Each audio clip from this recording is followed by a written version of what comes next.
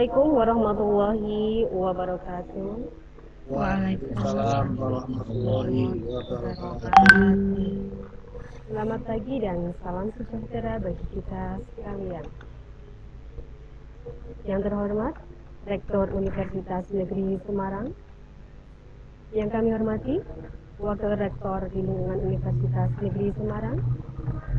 Yang kami hormati, Direktur, Dekan, dan Ketua Lembaga di lingkungan Universitas Negeri Semarang. Yang kami hormati, Wakil Direktur Bidang Akademik dan Kemahasiswaan, Wakil Direktur Bidang Umum dan Keuangan, dan yang kami hormati, seluruh koordinator program studi di Pasca Sarjana Universitas Negeri Semarang, hadirin sekalian yang berbahagia. Puji dan syukur senantiasa kita panjatkan kehadirat Tuhan Yang Maha Esa atas segala karunia-Nya pada pagi hari ini.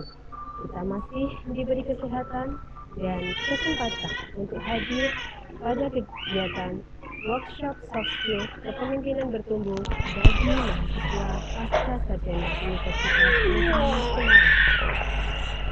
Sebagai pembuka, marilah kita bersama membaca basmalah bersama.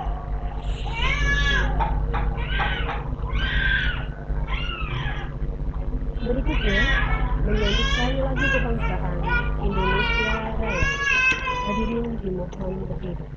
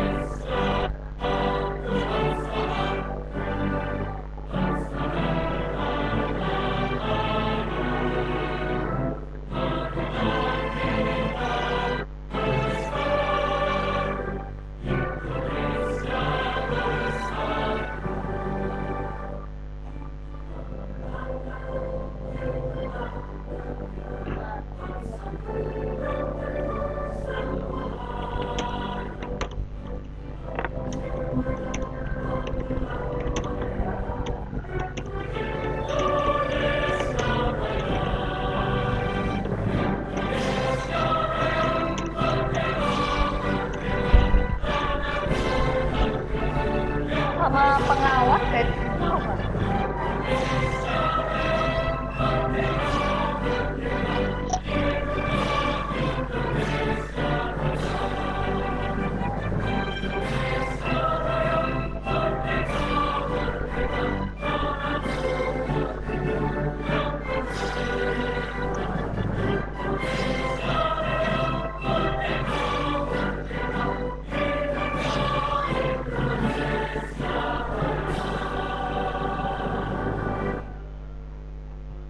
Dilanjutkan dengan Mars Funes.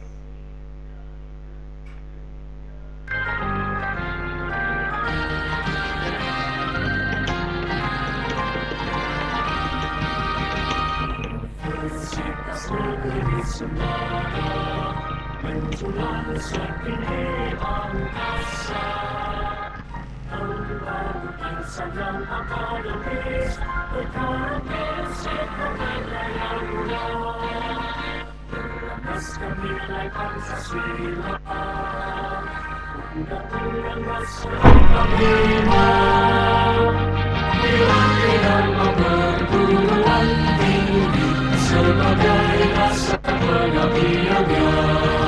Majulah Universitas Negeri Semarang di tengah derap pembangunan, mendidik putra bangsa menjadi cendekia untuk Indonesia bercinta, berwawasan nilai konservasi, bereputasi internasional, melimpah kekaryawan, semoga Indonesia selalu jaya.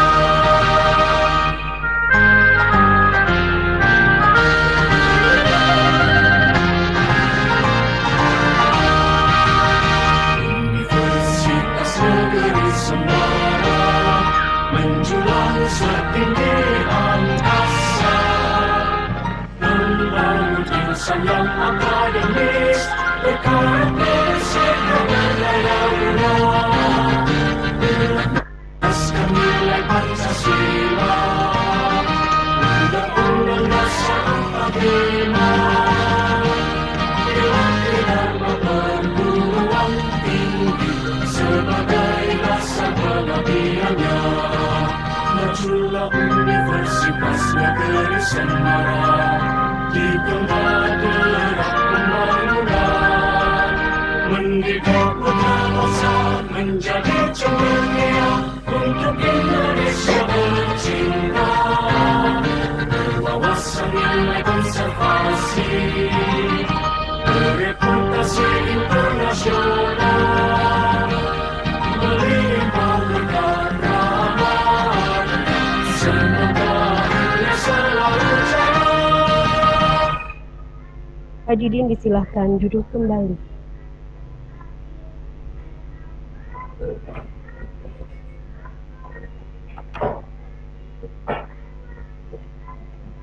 Bapak Ibu yang kami hormati, berikutnya akan disampaikan sambutan Direktur Pasca Sarjana Universitas Negeri Semarang. Yang terhormat Profesor Dr. Agus Nuryatin MHum, kami silakan. Assalamualaikum warahmatullahi wabarakatuh. Waalaikumsalam warahmatullahi wabarakatuh. Yang terhormat Bapak Rektor, yang kami hormati para wakil rektor, para dekan, ketua lembaga, para wadir, para korprodi, Pasca Sarjana UNES, Bapak dan para kasubag Pasca Sarjana UNES, serta para peserta, para mahasiswa yang berbahagia. Izinkanlah pada Bapak Rektor kami melaporkan bahwa acara ini berupa workshop soft skill dengan tema khusus kepemimpinan bertumbuh, dan sebagai motivator adalah Profesor Dr. Fathurrahman MHum. Serta workshop ini adalah para mahasiswa semester akhir S2 dan S3. Kami sudah merencanakan bahwa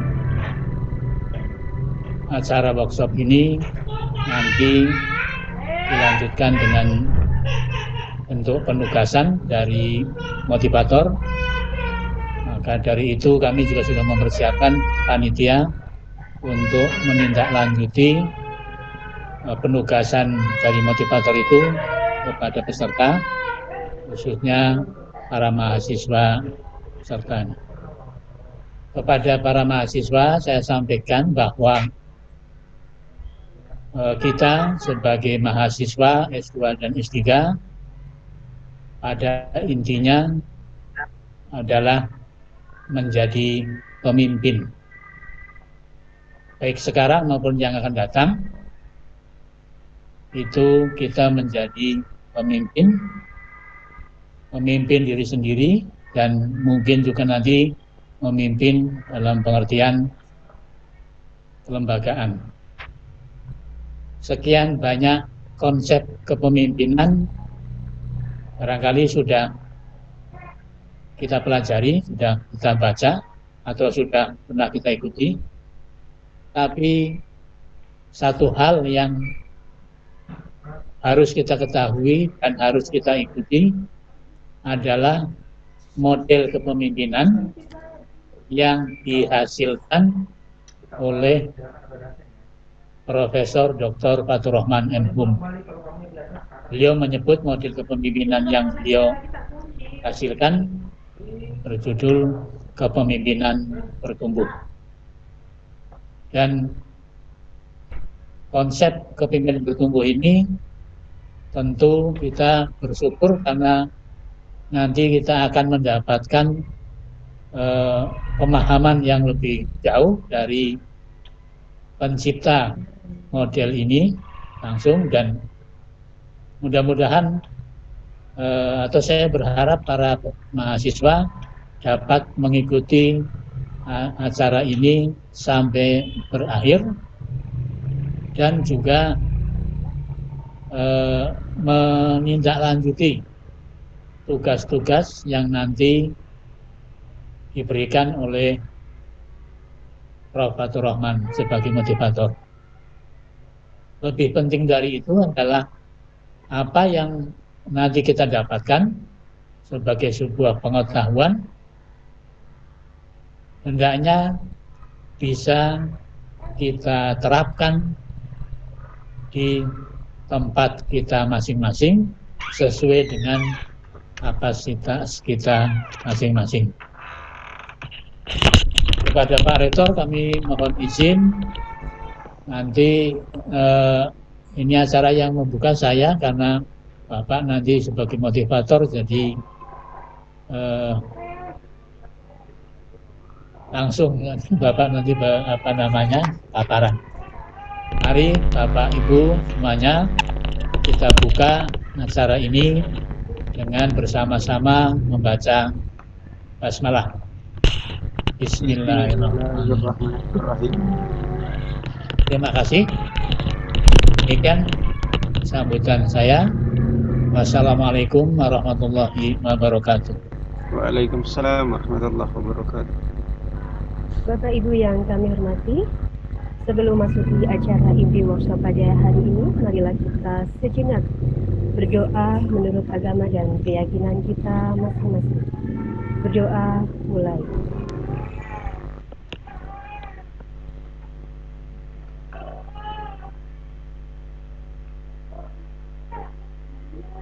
Berdoa selesai.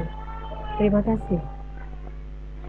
Bapak Ibu yang kami hormati, memasuki acara inti pada pagi hari ini, yaitu penyampaian materi workshop soft skill kepemimpinan bertumbuh oleh Profesor Dr. Fatur Rahman M.Hum. Pada sesi ini akan dipandu oleh Ibu Wakil Direktur Bidang Akademik dan Kemahasiswaan, Profesor Dr. Ida Zulaiha M.Hum. Waktu sepenuhnya kami serahkan kepada moderator.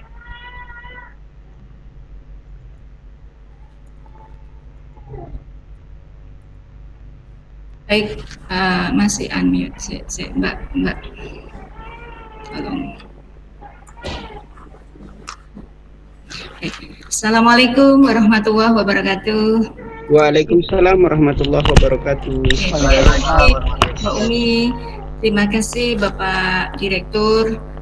Terima kasih pula pada Bapak Rektor Profesor Dr. Fatur Rahman M.Hum yang sudah berkenan hadir di Pasca walaupun melalui daring untuk memberikan bekal kepada para mahasiswa magister dan doktor. Dan terima kasih pula kepada Bapak Ibu pimpinan Universitas Negeri Semarang yang telah turut memberikan support kepada kami mahasiswa pasca sarjana Universitas Negeri Semarang dalam mendapatkan ilmu dari Bapak Rektor. Bapak Ibu yang saya hormati, perlu saya sampaikan terlebih dahulu CV Bapak Rektor yang akan memberikan soft skill kepemimpinan bertumbuh.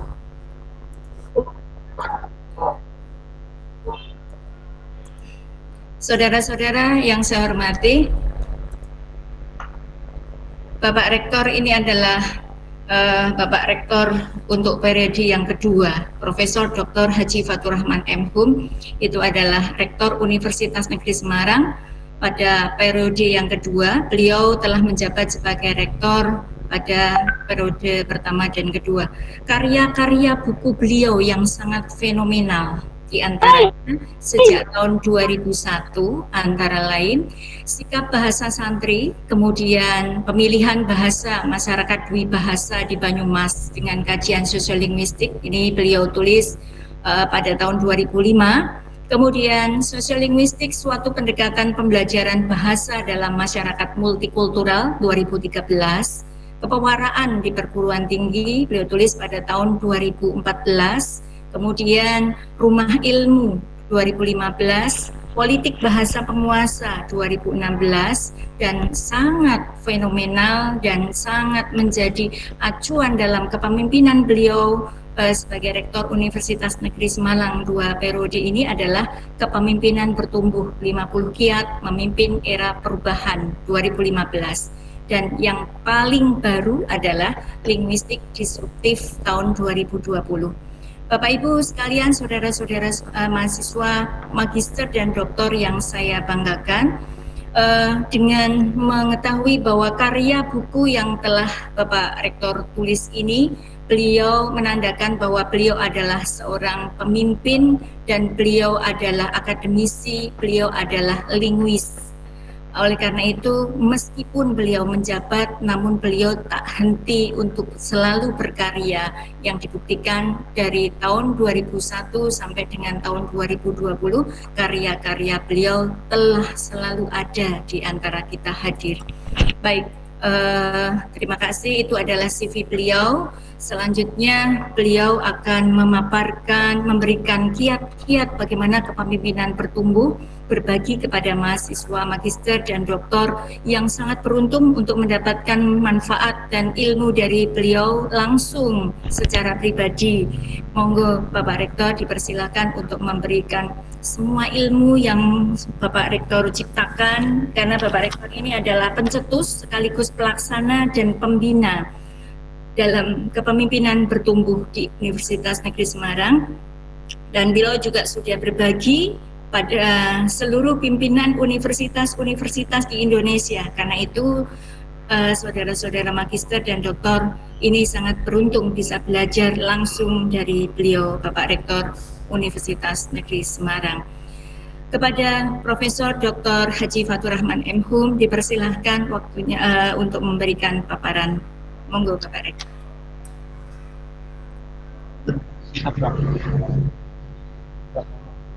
Ya baik, terima kasih. Bismillahirrahmanirrahim. Assalamualaikum warahmatullahi wabarakatuh. Waalaikumsalam warahmatullahi wabarakatuh. Alhamdulillah wassyukurlah la haula wala quwata illa billah. Tadi sudah disampaikan oleh Prof. Ida tentang beberapa karya buku saya. Saya ingin juga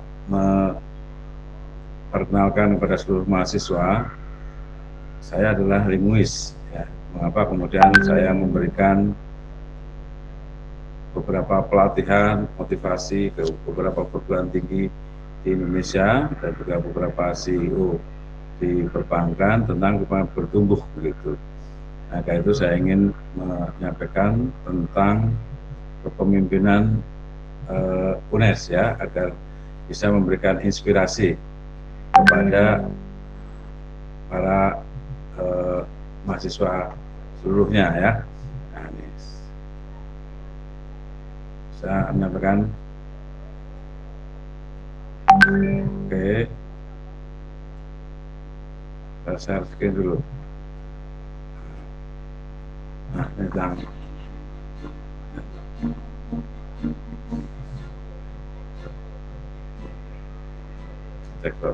Profesor Dr. Fatur Rahman M. adalah Rektor Universitas Negeri Semarang sejak tahun 2013. Sebagai diri pribadi, beliau pernah mendapatkan penghargaan tokoh anu terpelajar dan tokoh pengguna bahasa terbaik. Profesor Fatur Rahman juga masuk dalam jajaran 100 tokoh terpengaruh di Jawa Tengah.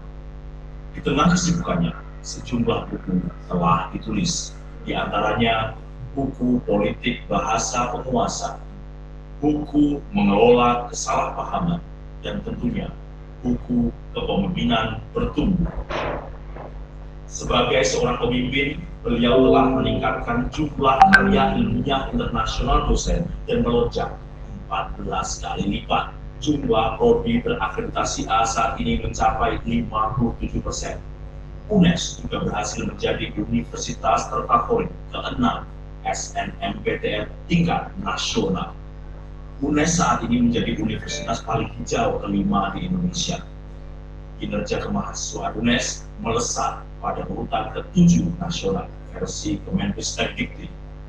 UNES juga menerima penghargaan nasional sebagai universitas dengan jumlah jurnal terbanyak yang terakreditasi SINTA. Selama kepemimpinan beliau, 21 fasilitas dan bangunan baru berhasil diwujudkan. Melalui kerja keras beliau dan tim, pada akhir tahun 2016, UNES berhasil meraih AIPT A. Apa sebenarnya kunci keberhasilan beliau sebagai seorang pribadi dan sebagai seorang pemimpin?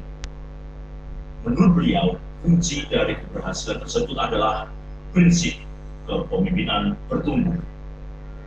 Dan pada hari ini, beliau akan berbagi prinsip tersebut untuk kita semua di forum ini.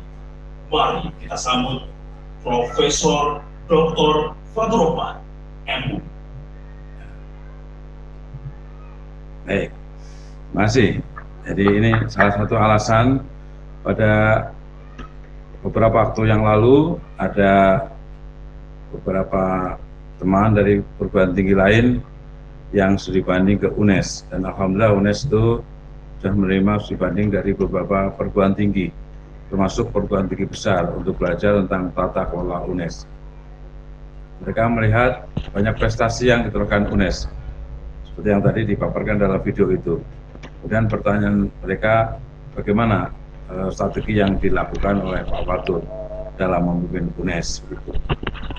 Pertanyaan itu adalah pertanyaan yang perlu dijawab secara akademik, ya, karena akademisi tentu setiap pertanyaan itu harus dijawab dengan karya, dan karena itu saya mencoba menjawabnya dengan karya, ya, buku Kepemimpinan Bertumbuh yang hari ini kita bagi, kita bedah kepada seluruh mahasiswa S2 dan S3, mudah-mudahan bisa menginspirasi Anda semuanya.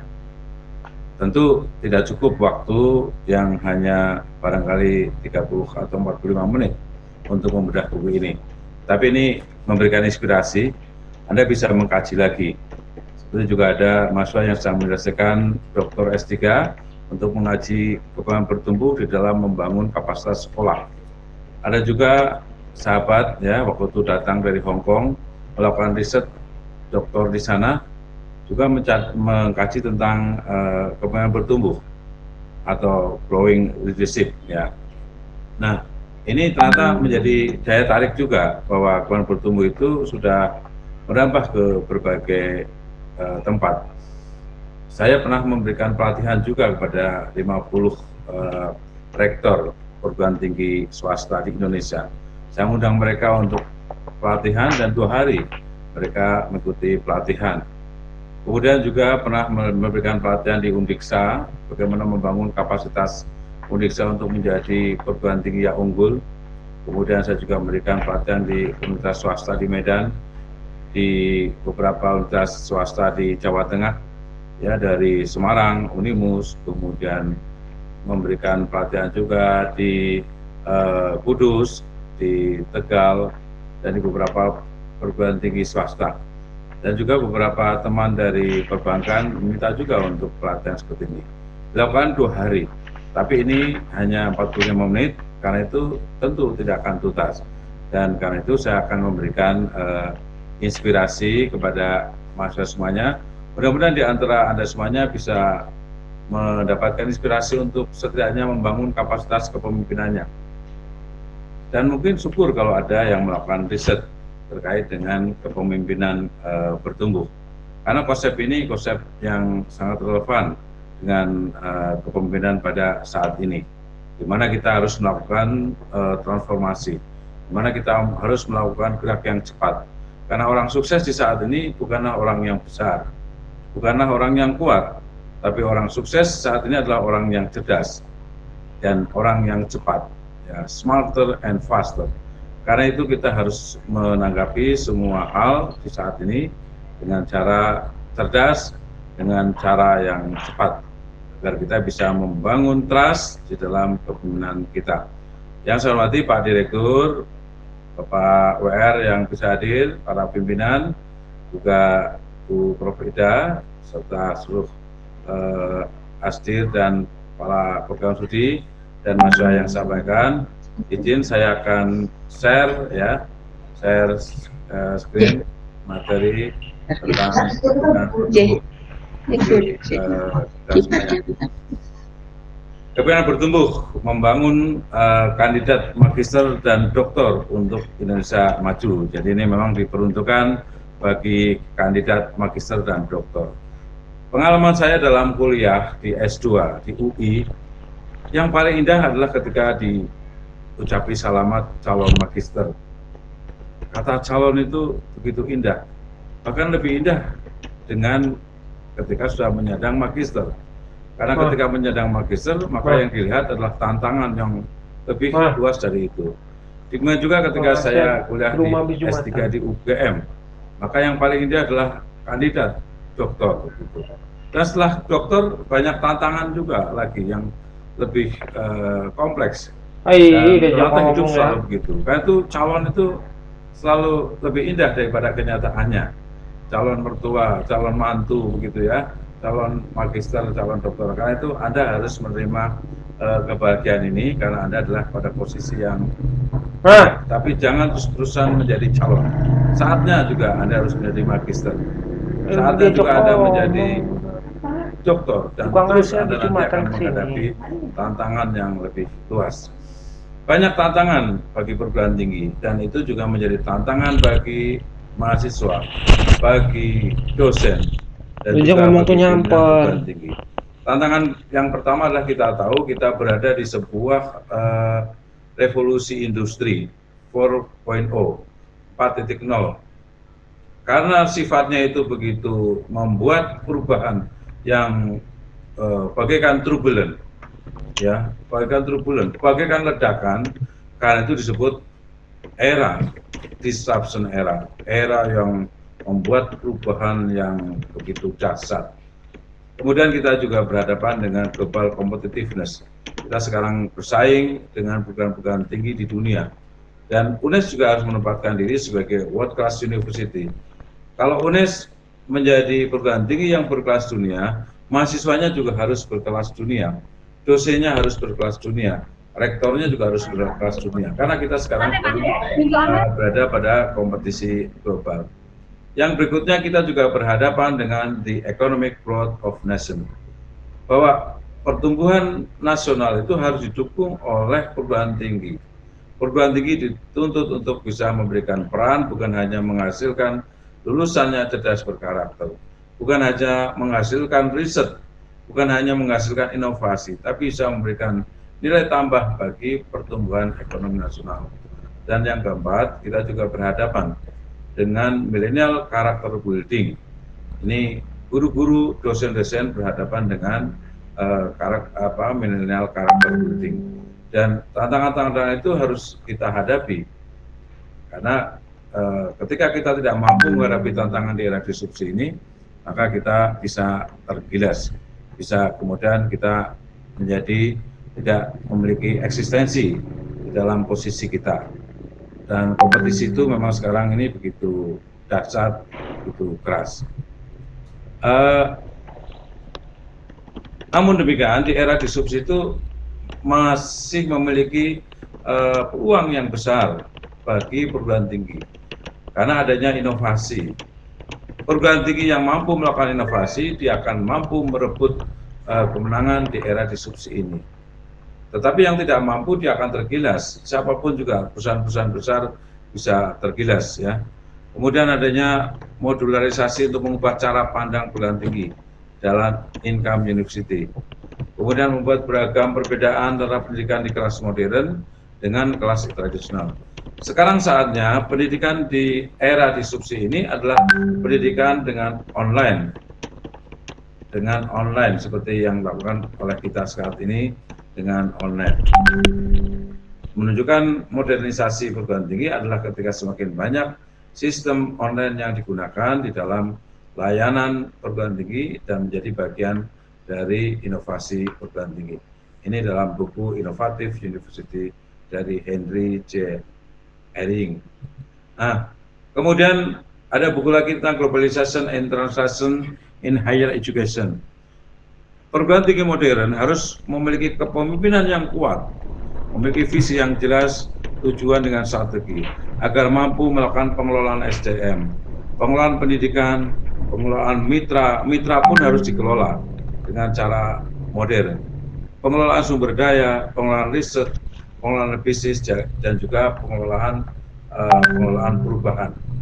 Fosked sudah membuat model dalam pengembangan perguruan tinggi yang dilakukan dengan kepemimpinan.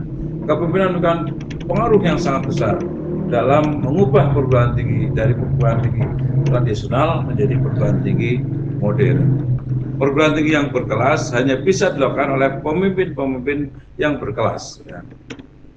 Nah, kemudian juga internalisasi perguruan tinggi ini ada banyak tantangan, ada peluang, dan juga ada komitmen. Nah, ini semuanya harus di-manage di dalam siklus segitiga menjadi sumber daya yang harus dikembangkan penguatannya, harus dikembangkan kesadarannya, harus dikembangkan komitmennya, perencanaan, penerapan, dan pengkajian. Ini sebuah model bagaimana mengembangkan internasionalisasi bagi perguruan tinggi, agar perguruan tinggi bisa memiliki daya saing di era global. Nah, ini juga ada buku lagi, The Effect Descriptive Imagery and Appeals on Emission and Intention Related to True Environmental Behavior. Jadi ada model keunggulan perguruan tinggi berkelanjutan. Bagaimana pendekatannya? Pendekatannya adalah pendekatan dari visi dan effective leadership, transparan, fair, dan accountable governance. Ini pendekatannya. Dan kemudian bagaimana cara mekanismenya? Mekanismenya adalah dengan quality management system. Kemudian bagaimana mengelola resources, human, kemudian intelektual, finansial dikelola. Ya, di dalam upaya untuk membangun di setiap sudut, baik utara, selatan, timur, barat, ya, baikkan dari teaching excellence-nya, accessibility-nya, community engagement, environmental, technological capability building, internationalization, dan research culture. Ini harus dikelola oleh perguruan tinggi, ya, termasuk program Pascasarjana di Semarang. Pengelolaan ini harus melalui pengelolaan yang berkelanjutan, ya, dalam sebuah model yang berkelanjutan. Ini, nah saat ini bagaimana? Yang mengejutkan adalah ketika ada kemajuan yang sangat pesat dengan teknologi informasi seperti big data, artificial intelligence, robotik, itu sudah membuat ledakan yang dahsyat di seluruh lapisan masyarakat di seluruh dunia. Tapi kemudian ternyata ada yang lebih dahsyat lagi ketika Tuhan memberikan virus, yaitu virus COVID-19. Ternyata ledakannya lebih dahsyat lagi. Tapi justru ledakan dari virus corona itu meneguhkan adanya pentingnya revolusi industri melalui pengembangan IT. Mau tidak mau kita harus melek IT. Mau tidak mau kita harus berzoom ria. Mau tidak mau kita harus webinar. Nah, mau tidak mau kita tetap harus bersilaturahmi dengan masyarakat dari perguruan tinggi lain. Tetapi kita tetap harus menjaga diri agar kita mampu melawan corona. Ekosistem perguruan tinggi baik dosen, mahasiswa, kemudian Tayendik, ya, Tayendik, dan juga pemerintah, masyarakat, semuanya ini dilingkupi oleh ekosistem yang dilingkupi oleh coronavirus. Maka terjadi keresahan mahasiswa demo. Di Amerika yang negara demokrasi terjadi demo waktu itu besar-besaran. Bahkan Presiden Donald Trump mengatakan lebih baik minum disinfektan, gitu. Kemudian terjadi demo, ya, antara orang yang pakai masker dan tidak memakai masker. Gara-gara masker di Amerika terjadi demo, begitu. Jadi ini gejala di seluruh dunia. Ada keresahan mahasiswa, ada keresahan dosen, ada keresahan orang tua, ada keresahan para pekerja yang pendapatannya berkurang, ada ancaman kesehatan, kemudian juga sampai kematian, ribuan orang meninggal karena virus. Dan karena itu kita harus memiliki kepemimpinan. Salah satunya adalah kepemimpinan bertumbuh. Agar kita mampu melakukan adaptasi baru dengan yang disebut new normal. Coronavirus membuat disrupsi yang besar dan disrupsi itu mengubah menjadi normal menjadi new normal. Sesuatu yang dulu normal sekarang tidak normal lagi. Anda naik pesawat dan Anda tidak pakai masker saat ini, maka Anda tidak boleh naik pesawat. Tapi dulu kalau Anda naik pesawat, Anda pakai masker, Anda pakai face shield, maka Anda dicurigai. Ini perubahan yang kecil. Dan saya menulis perubahan-perubahan itu juga terjadi di linguistik dengan konsep linguistik disruptif. Ada banyak perubahan. Nah, di era new normal ini, kita penting tetap sehat. Sehat juga utama. Kemudian kita tetap bahagia dan produktif. Saat kita tetap bisa sehat, kita bisa menghadapi corona itu. Sehat aja tidak cukup sekarang, karena tentu harus bahagia. Dan setelah sehat dan bahagia, kita produktif. Termasuk hari ini kita tetap produktif untuk melakukan workshop kepemimpinan bertumbuh di program Pasar Sarjana ini. Yaitu saya salut pada Pak Direktur yang mengajak seluruh mahasiswa untuk bisa memahami tentang konsep kepemimpinan bertumbuh. Konsep kepemimpinan bertumbuh adalah hanya dimiliki oleh Universitas Negeri Semarang. Perguruan tinggi lain tidak memiliki tentang kepemimpinan yang lebih jelas daripada UNES. Karena ini kemudian kami latih kepada seluruh pimpinan sampai juga dosen-dosen muda, seluruh teknik. Dan hasil riset mengatakan ada korelasi yang signifikan antara kepemimpinan bertumbuh dengan kinerja dan integritas pimpinan UNES. Apakah kepemimpinan itu penting bagi perguruan tinggi? Apa pentingnya? Saya mencoba-coba ini melakukan riset ya sederhana tentang bagaimana posisi kepemimpinan publik perguruan tinggi itu dengan perolehan peringkat. UGM misalnya, peringkatnya di Indonesia for ISU itu ke-1 dan menjadi perguruan tinggi yang masuk 500 dunia. Dan UGM menghasilkan alumni yang menjadi presiden, 9 menteri saat ini. UI ya masuk dalam urutan nomor 2 di Indonesia versi for ISU, nomor 2 di Indonesia versi Kemendikbud, dan saya bangga juga saya alumni dari sana. Dan UI juga masuk dalam peringkat dunia versi IS UR 2020. UI memiliki 3 menteri saat ini di Kabinet Indonesia Maju. Kemudian ITB juga ya masuk for ISU 12, 5 Indonesia versi Kemendikbud. Kemudian kepemimpinan publiknya 3 menteri dan dirjen. Kemudian Undip ya ada menteri, ada jaksa agung. Nah UNES, alhamdulillah dengan kepemimpinan bertumbuh saat ini UNES bisa mengantar 4 rektor di perguruan tinggi swasta, 1 koordinator LLDB, dan 3 wakil rektor PTN baru ya yang sudah pernah diantar oleh UNES ya.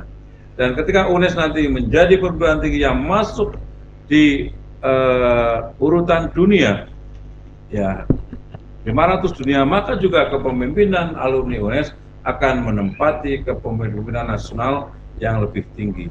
Dan itu butuh kemampuan di dalam mengelola perguruan tinggi ini dengan kepemimpinan yang mampu bersaing dengan kepemimpinan di tingkat dunia.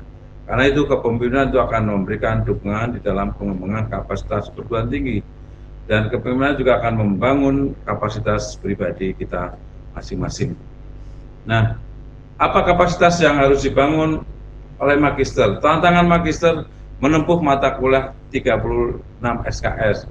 Kalau masuk terus, apalagi sekarang itu Zoom, mesti nilainya minimal B. Tapi yang kedua, publikasi artikel pada jurnal nasional terakreditasi atau jurnal internasional ini harus dilakukan dengan kesungguhan. Lulus tepat waktu, maksimal 4 tahun. inovatif dalam karya ilmiah, kecakapan berpikir, kecakapan bertutur dan bertindak. Lulus magister kau masih percaya hoax, lulus magister kau sukanya gosip, nah, itu sudah tidak lagi menunjukkan kecakapan berpikir ilmiah dan adaptif terhadap perubahan serta visioner. Bagaimana kalau calon doktor? Apa yang harus dilakukan oleh calon dokter? Menempuh mata kuliah 43 SKS. Insya Allah masih ini akan selesai. Nilainya minimal B atau A. Kalau nilainya C, dosennya diprotes. Apalagi kalau masuk terus kalau nilainya C, nggak ada itu. Rumus masuk terus nilainya C, ya, nilainya B atau A. Publikasi artikel pada jurnal internasional bereputasi. Ini harus dilakukan sungguh-sungguh. Untuk lulus doktor harus nulis artikel dulu. Karena itu sudah mulai sekarang nulis artikel di jurnal bereputasi. Lulus tepat waktu, maksimal 7 tahun. 7 semester ya. Kebaruan novelty dalam karya ilmiah. Nah, ini memiliki novelty. Saya pernah ada mahasiswa S3 yang saya tanya, ya, apa kebaruan dari disertasi Anda? Iya Pak, ini baru saya fotokopi Pak, masih panas. Bukan kebaruan dari fotokopi, kebaruan ada variabel baru, ada model baru, gitu. Ada novelty. Kecakapan berpikir, bertutur dan bertindak, adaptif terhadap perubahan dan visioner. Ini tantangan juga bagi calon doktor, calon magister yang harus kita lakukan. Ya, kayak itu kita lakukan dengan with great power comes great responsibility. Dengan kemampuan yang sungguh-sungguh, dengan kemampuan yang menyeluruh, ya, karena itu kita akan bisa mendapatkan hasil yang maksimal dan dengan tanggung jawab juga untuk kita menyelesaikan program doktor. Banyak yang lama dalam menyelesaikan doktor bukan karena karyanya, karena tidak pernah menulis, disertasi, tidak pernah menulis artikel. Gampang lulus doktor, disertasi selesai. Disertasi yang baik adalah disertasi yang selesai. Tidak usah terlalu berpikir bahwa nanti disertasinya akan memberikan dampak bagi pembangunan Indonesia. Berpikirlah bahwa disertasi yang baik adalah disertasi yang selesai. Disertasi yang diikuti dengan artikel bereputasi internasional. Soal akan memberikan dampak pada pembangunan itu nanti, ya, karena tentu dampak pembangunan yang paling penting adalah Indonesia bertambah 1 dokter. Dampak pembangunan yang sangat penting bagi Indonesia adalah UNES bertambah terus, magister bertambah dokter. Itu yang real, ya. Dan dokter yang lulus itu adalah dokter yang memberikan kontribusi terhadap rasa bangga universitas. Rasa bangga universitas telah meluluskan Anda. Ini yang penting, ya. Jadi menurut saya ini yang sangat penting dalam upaya Anda untuk membangun kapasitas menjadi calon magister dan calon doktor. Berikutnya, karena itu butuh kepemimpinan, ya. Tadi Pak Adil itu saya mengatakan saat ini, esok itu Anda adalah pemimpin. Kemarin Anda pemimpin, saat ini Anda pemimpin, besok Anda pemimpin. Pertanyaannya adalah kapasitas kepemimpinan saat ini harus lebih besar daripada kemarin, dan yang akan datang harus lebih besar lagi. Setiap kamu adalah pemimpin yang akan dimintai pertanggungjawaban atas kepemimpinannya. Setiap kamu, setiap saya, Anda adalah pemimpin. Kayak itu di dalam kepemimpinan bertumbuh, semangatnya adalah saya pemimpin, saya bertumbuh. Saya pemimpin, saya bertumbuh. Nanti Anda latih itu sendiri, difoto, ya. Difoto, saya memberikan tugas. Saya pemimpin, saya bertumbuh. Itu harus dibangun bahwa saya pemimpin dan saya bertumbuh. Bertumbuh kapasitas, bertumbuh tanggung jawabnya. Nah, itu kita menjadi umat yang beruntung. Nabi Muhammad sudah mengatakan setiap kamu adalah pemimpin yang akan dimintai pertanggungjawaban atas kepemimpinannya. Anda sekarang pemimpin dan Anda diminta pertanggungjawaban Anda karena Anda harus lulus dari program magister. Anda diminta pertanggungjawaban Anda harus lulus dari doktor. Nah, itu tanggung jawab yang harus segera diselesaikan. Nah, Karena itu saya mengajak Anda bangun kepemimpinan bertumbuh Anda. Dari mana? Memulainya dari visi, ya, visi besar Anda. Anda harus punya visi ke depan. Leadership is the capacity to translate vision into reality. Jadi kepemimpinan adalah sebuah kapasitas untuk menerjemahkan, untuk mewujudkan visi Anda menjadi sebuah realitas. Bangun mimpi-mimpi Anda, mimpi-mimpi Anda. Beda visi dengan jadwal. Anda lulus adalah jadwal, tapi Anda kemudian menjadi orang yang bisa memberikan pengaruh besar, menjadi guru bangsa, menjadi menteri, menjadi dirjen, adalah visi besar Anda. Anda kemudian bisa membangun kapasitas masyarakat di sebuah daerah, adalah visi besar. Anda punya visi, dan dengan punya visi ini, Anda telah bertumbuh kepemimpinan Anda. Jika kemarin belum punya visi, sekarang buat visi itu. Jika kemarin sudah punya visi, teguhkan visi itu, teguhkan terus visi itu. Nah, ini Anda sudah mulai membangun kepemimpinan bertumbuh Anda. Kemudian kapan memulainya? Tidak usah tunda-tunda. Today is the day you change your life. Hari ini Anda harus memulai untuk mengubah hidup Anda.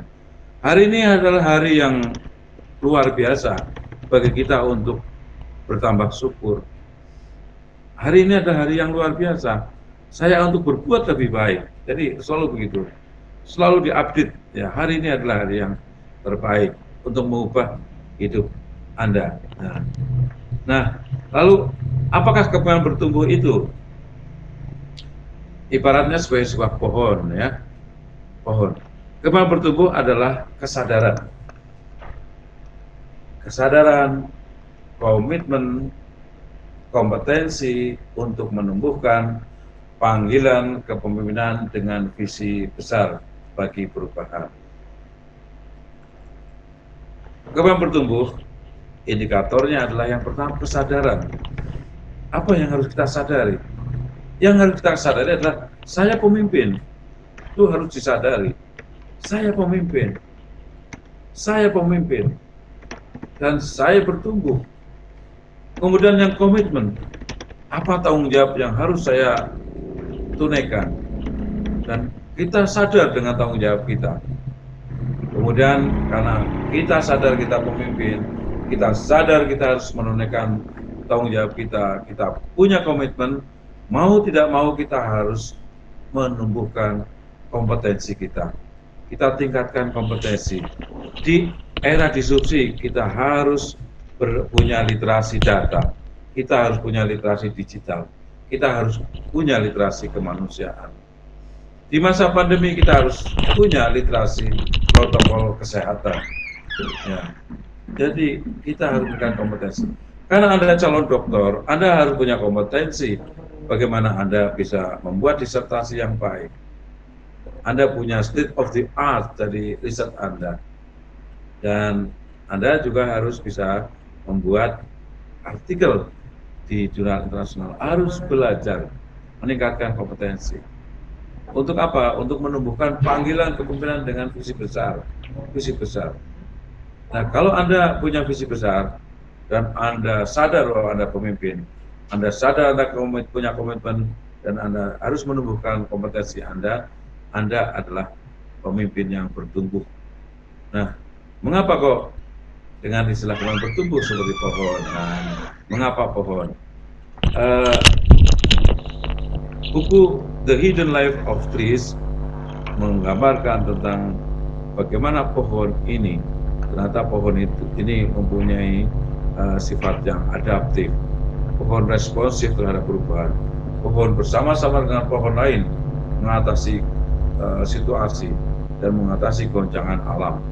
Jadi pohon ini terus bertumbuh dan mereka adaptif. Pohon merespon perubahan. Dan pohon yang menarik adalah semua unsur dalam pohon itu terjalin manfaatnya. Dan karena itu di dalam surat Ibrahim sudah disebutkan juga bagaikan pohon yang baik, yang akarnya, kemudian batangnya tegak, dan kemudian dahannya menjulang tinggi, dan semuanya memberikan manfaat. Jadi kalau Anda, semua unsur dalam diri Anda itu memberikan manfaat, Anda akan bertumbuh. Pikiran Anda memberikan manfaat, lisan Anda memberikan manfaat, tangan Anda memberikan manfaat. Kalau lisan Anda suka memfitnah orang, lisan Anda kemudian menyakiti hati orang, pikiran Anda pikiran positif, tidak positif, hati Anda juga iri dan dengki, Anda tidak akan bertumbuh. Ya, buatlah semua unsur di dalam diri kita bagaikan pohon, semuanya memberikan manfaat. Makin besar manfaat yang kita berikan dan makin luas, kemudian bertumbuhnya semakin menjadi pohon yang besar. Kadang orang berpikir, kasihan ya para pemimpin, terus difitnah. Jangan takut, nanti ada bagiannya sendiri. Pemimpin itu tentu akan menghadapi badai dan ada tahapannya. Nanti saya sampaikan. Nah, kemudian tadi sudah pengertian kembang bertumbuh, ya, kenapa pohon, bagaimana pohon, dan sekarang apa prinsip kembang bertumbuh. Nah, di dalam buku ini ada saya jabarkan 50 kiat ya, di dalam 5 prinsip ya. Prinsip kembang bertumbuh adalah yang pertama ini, kalau itu mengibaratkan pohon ya, menumbuhkan benih kepemimpinan, memperkuat pohon kepemimpinan, merangkai jejaring pohon kepemimpinan, pohon kuat menghadapi badai, menyemai tunas kepemimpinan baru. Ini 5 prinsip. Benihnya ditumbuhkan ya. Nah, bagaimana benih tumbuh ini?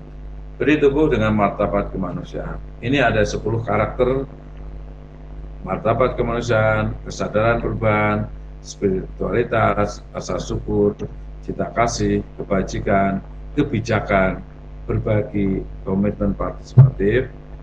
Kalau Anda mempunyai satu karakter ini dan satu ini dikenal oleh orang lain, maka benih kembang bertumbuh Anda besar. Apalagi kalau lebih dari satu.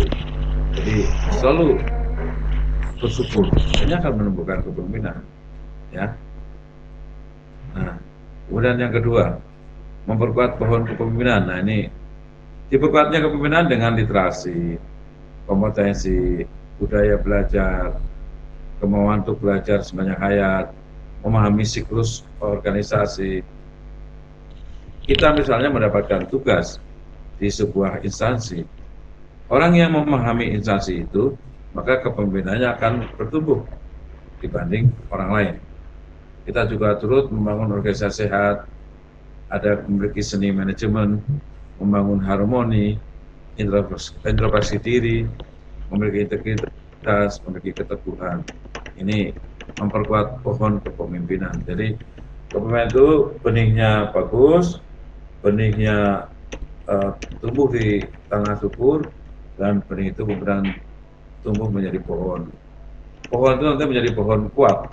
Kenapa? Karena pohon itu terus dibinakan dengan literasi dan kompetensi. Ya, ini perlu latihan masing-masing ya, perlu latihan teknik. Bagaimana kita mengembangkan literasi kompetensi. Berikutnya, kepemimpinan bertumbuh itu akan makin besar. Karena apa? Merangkai jejaring pohon kepemimpinan. Semua pemimpin adalah komunikator yang ulung. Komunikator ulung memiliki rasa memiliki. Kadang pemimpin makin besar, justru komunikator ulung itu adalah ketika kemampuan untuk mendengarkan. Ini yang ternyata pengalaman saya lebih sulit daripada bicara. Ya, kemampuan mendengarkan. Ya, memperbesar pengaruh, bersikap terbuka, jujur, jelas, dan bermakna dalam komunikasi, santun, bersahabat, mengelola perbedaan, dan bernegosiasi. Ini bisa dilatih semuanya ya, bisa dilatih. Dan Hari Ginanjar itu melakukan pelatihan ya, kalau mau ikut juga boleh di sana. Ya. Kemudian ada beberapa teman saya melakukan pelatihan public speaking. Ya, jadi ini perlu pelatihan. Ya. Kemudian, nah ini tadi, Anda akan memilih apakah Anda akan menjadi pemimpin. Ketika Anda menjadi pemimpin yang makin tinggi, tentu Anda akan mengalami fase keempat, yaitu menghadapi badai. Semua pemimpin akan menghadapi badai. Semua pemimpin akan menghadapi badai. Kalau kita tidak siap menghadapi badai, kemudian kita tidak siap menjadi pohon tinggi, kita menjadi rumput. Kalau rumput, siap diinjak-injak. Kalau pohon tinggi berbuah, siap dilempari batu sama orang. Nah, ibaratnya begitu. Nah, karena itu harus kita tingkatkan kemampuan untuk menghadapi badai. Yang pertama adalah bersahabat dengan ketidakpastian. Corona ini penuh ketidakpastian. Katanya ada vaksin ditemukan, kemudian tidak jadi dan sebagainya. Ya, kita juga siap selalu bersanding dan bersaing. Ya, nah ini ada beberapa teknik memecah badai, mengukur terpaan badai, tidak boleh putus asa, mengantisipasi terpaan badai, kemudian kita mengelola kesalahpahaman, kemudian kita bangkit dari titik nol, menjadikan kekalahan sebagai titik balik, keyakinan kita bersama. Ketika kita sudah mampu mengatasi badai, maka kita akan memiliki kemampuan di dalam bertumbuh yang disebut berselancar di atas badai. Badai pasti berlalu. Anda mungkin sekarang menghadapi badai karena Anda sudah lulus S3, pembimbingnya mungkin sulit. Itu badai yang kecil, pasti berlalu. Ya. Kalau Anda lakukan, ya dengan apa? Dengan teknik ini. Kemudian yang terakhir adalah pemimpin bertumbuh itu adalah pemimpin yang selalu siap menyemai tunas kepemimpinan baru.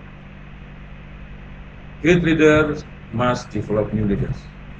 Pemimpin besar harus membesarkan pemimpin baru, menumbuhkan bakat di belantara baru, menciptakan atmosfer yang menumbuhkan pemimpin lain bertumbuh, memilih bibit-bibit terbaik untuk menjaganya bertumbuh. Ya. Misalnya, kenapa saya memilih Bu Eda? Eda salah satu pemimpin, atau dengan lain. Ya. Menyemai tunas, merawat tradisi inovasi, mewarisi tradisi kebaikan, mengambil hikmah dari tunas muda. Pemimpin besar itu harus mampu belajar dari anak-anak muda. Kadang-kala saya belajar dari mahasiswa yang bimbingan pada saya. Saya belajar dari teknik, saya belajar dari cleaning service. Kita mau belajar dari tunas-tunas muda.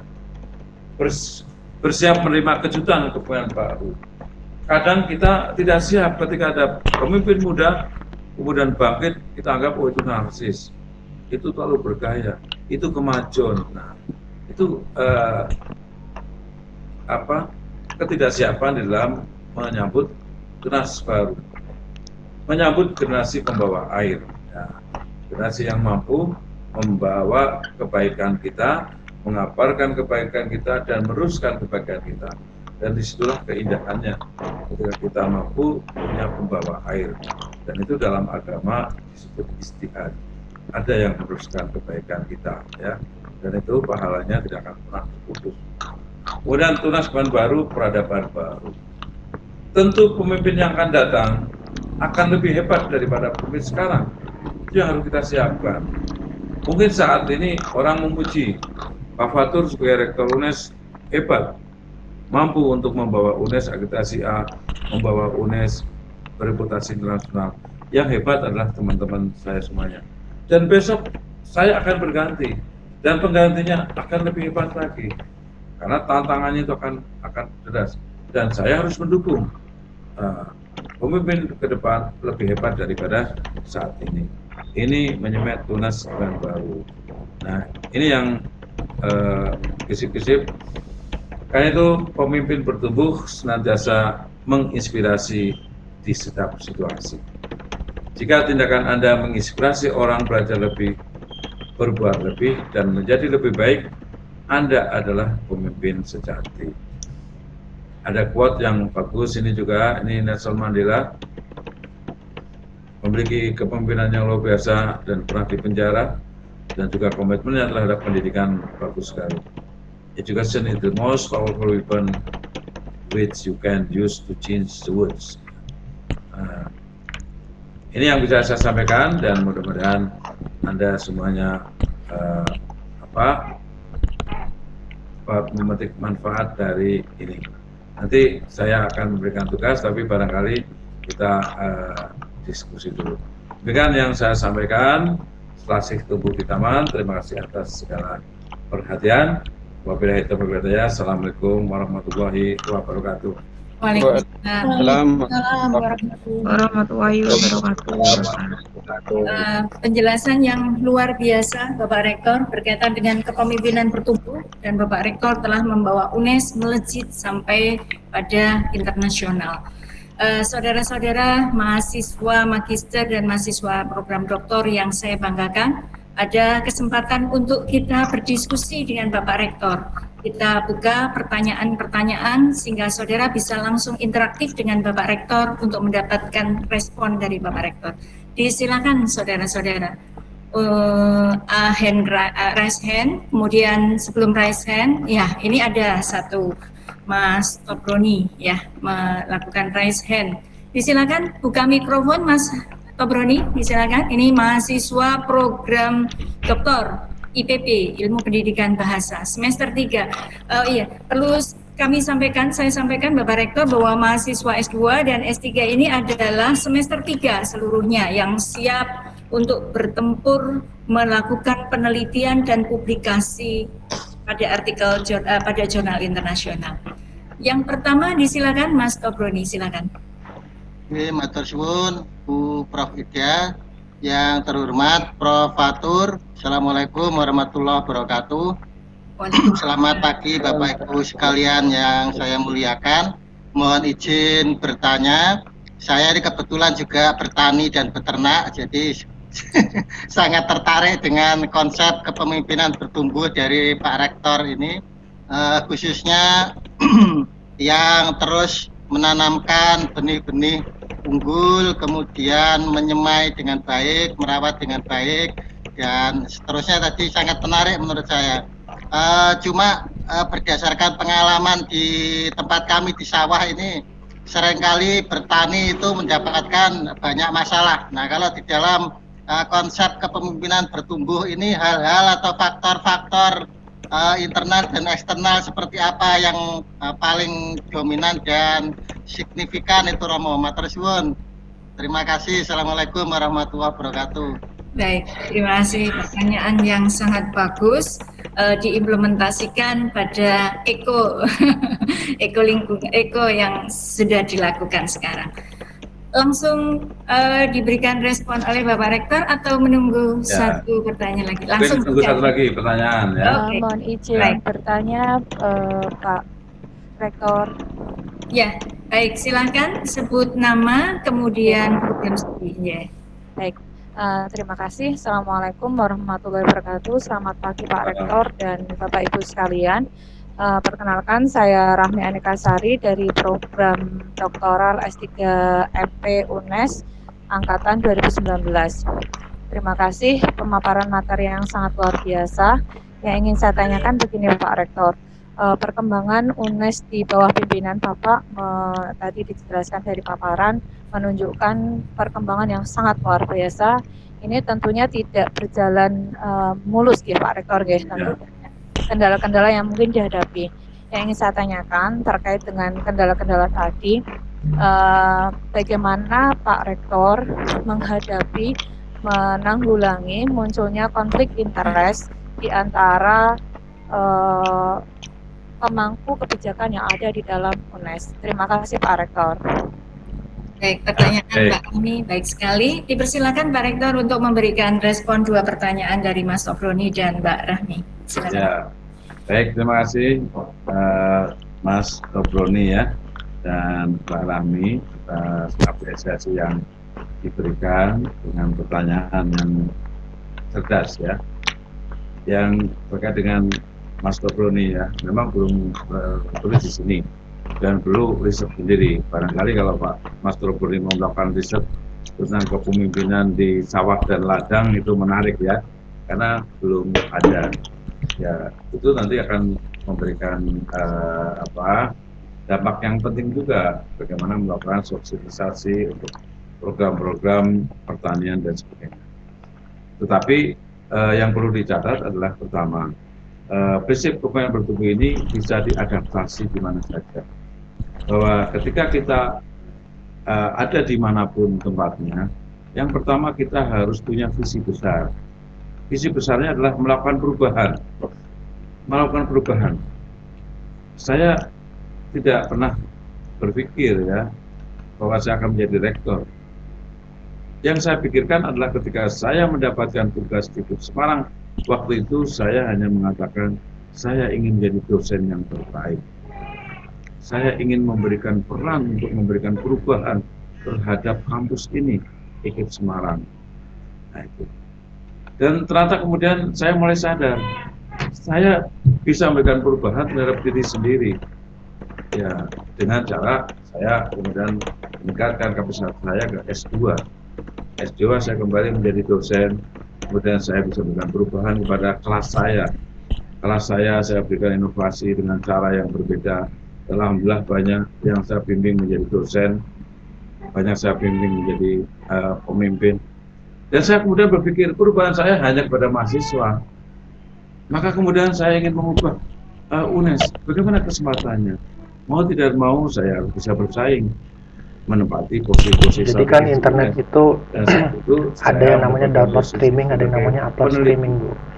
Download streaming itu maka saya akan mengubah penelitian UNES kuotanya kalau kita ingin mengakses sesuatu. Misalkan Ibu saya hanya mampu melakukan perubahan di dalam bidang laman UT dan website itu yang bekerja download streaming. Nah, rata-rata yang diperbesar di download streamingnya gitu loh, orang terkecoh di situ.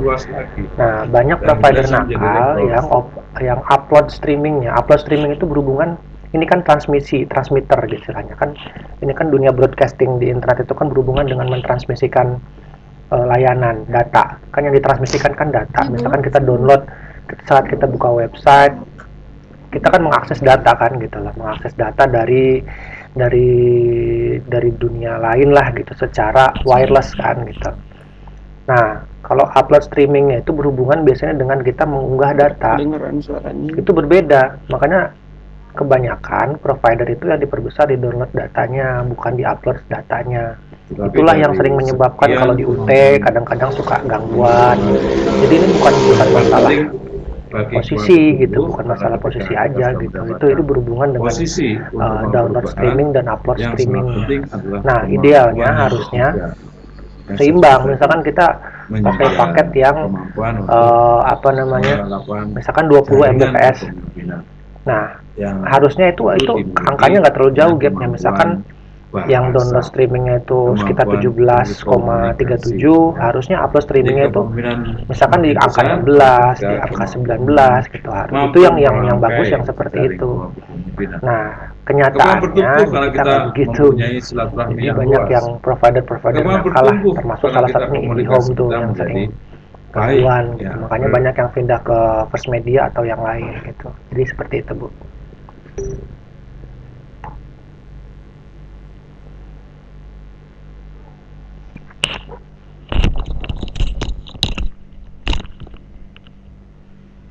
Begitu justru membuat kita makin bertumbuh, ya, makin bertumbuh. Konflik harus dikelola, tapi pengelolaan itu harus kita melihat seberapa besar konflik itu akan berbahaya. Tapi kalau konflik itu ternyata kemudian bagikan kita mundur selangkah, kemudian kita untuk melejit tinggi, kita lakukan. Karena di era disrupsi itu sekaranglah sangat penting untuk menguasai konflik itu menjadi suatu upaya untuk kita meningkatkan reputasi. Ya. Nah, di dalam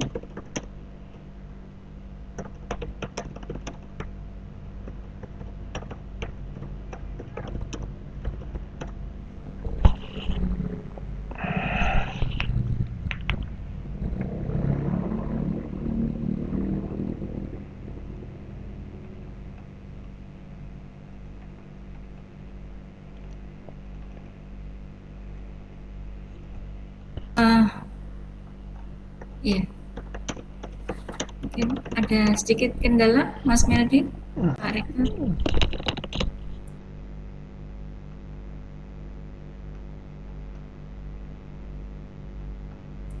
Ya, baik. Tampaknya Pak Rektor, jaringan yang ada di Rektorat ada sedikit kendala, Bapak Ibu sekalian. Tadi respon dari Bapak Rektor sudah panjang sekali pada pertanyaan yang disampaikan oleh Mas Obroni. Kemudian nanti akan dilanjutkan pada pertanyaan Mbak Rahmi Anekasari. Tentu saja tadi sudah kita simak bahwa jawaban dari Mas Obroni dari inti kepemimpinan bertumbuh itu adanya pada era disrupsi, terutama itu adanya silaturahmi dan jaringan komunikasi yang lebih luas. Beda, mohon maaf ya, terputus ya. Ini Pak Rektor, silakan Pak Rektor. Ya. Jadi dalam mengatasi konflik juga kemampuan berkomunikasi itu sangatlah penting. Jadi mengkomunikasikan dengan orang yang berkonflik, ya. Kemudian kita juga merangkul itu sangat penting. Tetapi prinsipnya jangan khawatir dengan konflik. Kalau konflik itu untuk memberikan manfaat. Jika konflik itu ternyata baik untuk melejitkan reputasi, maka konflik itu jangan dirisaukan. Ya, tetapi memang penting di dalam kepemimpinan itu, yaitu kemampuan untuk berbagi. Kadang social resources itu penting. Orang berkonflik, orang kemudian dia selalu menyebar hoax. Itu kadang aja perlu kerelaan kita dan tim untuk menempatkan dia pada posisi terhormat, sehingga dia berhenti untuk menyerang gitu. Tetapi juga kita berpikir ketika dia ditempatkan pada posisi terhormat, dia justru punya resources yang lebih besar untuk menusuk dalam jarak yang dekat. Ya. Bagian kita merangkul orang, kita rangkul orang. Ya, kalau kemudian dia baik, dia akan merangkul lebih baik daripada kita. Tapi kalau kita merangkul orang, kemudian dia menusuk dari dekat, orang tidak tahu. Jadi kadang-kala kita juga harus bermain jarak ya, Mbak Rahmi, ketika kita menjadi pemimpin. Tapi yang penting kepemimpinan itu harus dengan ketulusan. Ya, jangan menyakiti hati orang. Walaupun justru pemimpin sering difitnah bahwa dia menyakiti hati. Ya, itu biasa. Nah, yang penting adalah tadi kemampuan berdialog, ya, berkomunikasi yang bermakna. Itu barangkali ya, Mbak Rahmi ya. Ya. Mungkin kalau ada pertanyaan lain, Bu Ida. Terima kasih, Bapak Rektor. Berikutnya masih ada yang sudah raise hand, Mas Teguh Prakoso, ini S3 ya. Pendidikan IPB. Pendidikan ilmu bahasa. Disilakan Mas Teguh. Bisa di website speedtest.com, Ibu ketik aja. Ada dua pertanyaan. Yang pertama, apakah betul bahwa kepemimpinan itu bakat atau bawaan? Karena tadi disampaikan Prof. Nanti keluar tuh. Nanti ada tulisan go. Yang kedua, ketik aja go terus ditungguin selama beberapa menit dia nanti bekerja. Saya melihat tanaman itu kan ada dia menghitung koneksi kita seberapa. Nah, sebelah kiri itu ada namanya ping MS. Nah, ping MS itu adalah semuanya juga bisa apa namanya kecepatan transfer datanya. Apakah makin dengan jalur besar harusnya makin bagus gitu. Jadi kalau misalkan kecil berarti kan dia membutuhkan waktu tuh untuk mentransfer. Nah, itu biasanya yang bikin lemot istilahnya gitu. Nah, itu angka-angka itu yang 3 angka itu si ping, download sama upload. Satu itu lagi yang mempengaruhi yang sudah speed kita dalam dipersilakan. di internet. Satu pertanyaan lagi, silakan raise hand, saudara-saudara. Baik, disilakan Bapak Rektor untuk memberikan respon terlebih dahulu pertanyaan dari Mas Teguh Prakoso. Baik, Pak Mas Teguh ya, ini Mas saya yang kritis itu. Pertanyaan pertama, apakah pemimpin bakat? Jangan percaya bahwa kepemimpinan itu bakat. Sebab kalau Anda percaya, Anda tidak menumbuhkan diri. Kepemimpinan adalah sebuah ikhtiar. Ikhtiar Anda untuk memiliki kesadaran. Saya pemimpin. Ya, saya bisa bertumbuh. Gitu. Kesadaran juga untuk punya komitmen. Anda punya tanggung jawab apa sebagai suami? Tanggung jawab suami yang baik, sebagai ayah, sebagai dosen, sebagai mahasiswa, sebagai calon dokter.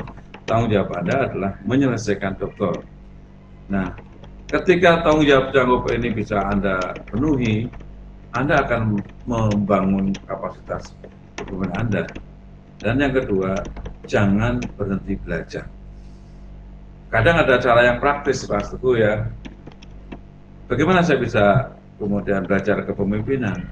Maka kita belajarlah untuk mengetahui dengan pasti dan yakin minimal 7 kebaikan dari guru-guru kita.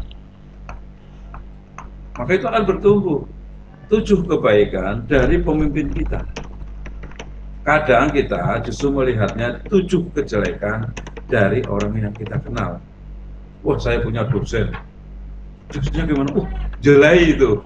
Kalau bimbing itu, terus itu ada dosen saya lagi. Siapa yang namanya Pak Fatur? Gimana? Ngajar nggak pernah datang. Aduh ya. Nah itu nggak akan bertumbuh itu. Gimana? Dosennya Pak Teguh, Pak Fatur, wah gimana? Dia baik sekali. Ilmunya tinggi. Wah ramah. Wah baru 3 itu. Apalagi? Coba berlatih begitu. 7 ya, 7 Pak Teguh. Nah, yang ketiga 7 juga, ini kadang-kadang hal yang mistik. Tapi coba Anda tempuh. Anda lakukanlah, kalau ini karena saya santri ya, lakukanlah 7 dari hal yang sederhana. Minum 7, minum air dari 7 mata air murni. Anda pasti akan bertumbuh kepemimpinannya. Karena apa? Anda harus berjalan ke sana. 7 mata air. Saya minum 7 mata air di Semarang, mata air di Mekah, Zam-Zam, mata air di Ende, ya di sumurnya Bung Karno. Terus begitu. Itu hal-hal yang sederhana. Tapi itu justru bisa menumbuhkan kepemimpinan. Ya, jadi walaupun ada teori kepemimpinan itu sebagian bakat, jangan Anda percaya. Kepemimpinan adalah sebuah ikhtiar. Ya, dan kemudian juga tentu adalah jalan dari Allah itu. Yang berikutnya dalam buku ini adalah kepemimpinan di dalam tumbuh pohon yang alamiah itu dari benih. Kok ada pohon dari stek? Ya, Anda berarti tahu. Untuk menjadi pemimpin kadang-kadang juga ada dari potong kompas, dari stek ya. Wah, dia kok bisa menjadi pemimpin? Oh iya, ya karena saudaranya pemimpin dari sebuah perusahaan. Nah, dia kok bisa menjadi pemimpin. Tapi Anda jangan pikirkan yang itu. Ya, walaupun ada ya, itu ya bagian dari pohon juga ada ya. Ya, wah, Mas Nadiem kok bisa jadi menteri ya? Bagaimana dia dari benihnya? Ya, Anda tidak usah tanya itu. Itu barangkali ada cangkokan tertentu. Betul ya. Ya, seperti itu. Tapi saya sebagai rektor itu tumbuh dari benih ya. Nah, kalau itu yang saya tulis ya dari benih, Mas Teguh. Itu ya. Ya, itu Bu Ida. Baik, luar biasa Pak Rektor. Masih berkenan untuk memberikan respon ya Pak Rektor. Oh ya. Masih ada dari mahasiswa MP, ini Mbak Intan. Silakan Mbak Intan untuk buka mikrofon menyampaikan kepada Bapak Rektor. Silakan. Berikutnya nanti akan siap-siap Mas Imam Mahdi ya. Berikutnya ya untuk buka mikrofon. Silakan.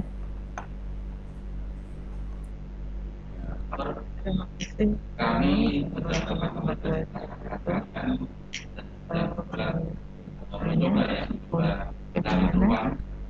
silakan Mbak Intan, belum ada suaranya. Itu Pak. Barangkali yang tidak bisa buka mikrofon, baik saya dari yang di chat. Baik, saya sampaikan kepada Bapak Rektor. Bapak Rektor, ada pertanyaan bagaimana manajemen strategik yang dipilih oleh Bapak Rektor dalam melakukan koordinasi dan pengawasan dari Bapak Rektor. Ya, ini manajemen strategik yang dipilih oleh Bapak Rektor dalam melakukan koordinasi dan pengawasan. Ya, itu jadi Pak Intan. Saya bukan ahli manajemen ya, tetapi saya menggunakan manajemen kepemimpinan itu dengan manajemen riset ya, karena saya peneliti. Ternyata berdasarkan manajemen riset itu efektif juga untuk melakukan kepemimpinan. Misalnya kita katakanlah riset itu berasal dari mana? Ya dari fenomena dulu, kemudian dirumuskan permasalahannya, dirumuskanlah tujuan, kemudian dibuat hipotesis, kemudian kita menyusun kerangka teoretik itu, kemudian kita membuat data, setelah itu kita membuat analisis. Setelah analisis kita melakukan verifikasi dari analisis kita, dari data kita, lalu kita membuat rekomendasi, dan rekomendasi itu kita jalankan gitu. Nah kemudian saya baca-baca juga teori manajemen yang sangat sederhana yang sudah puluhan tahun, sejak tahun 77 dari John Terry, bahwa manajemen itu harus dilakukan dengan prinsip POAK ya.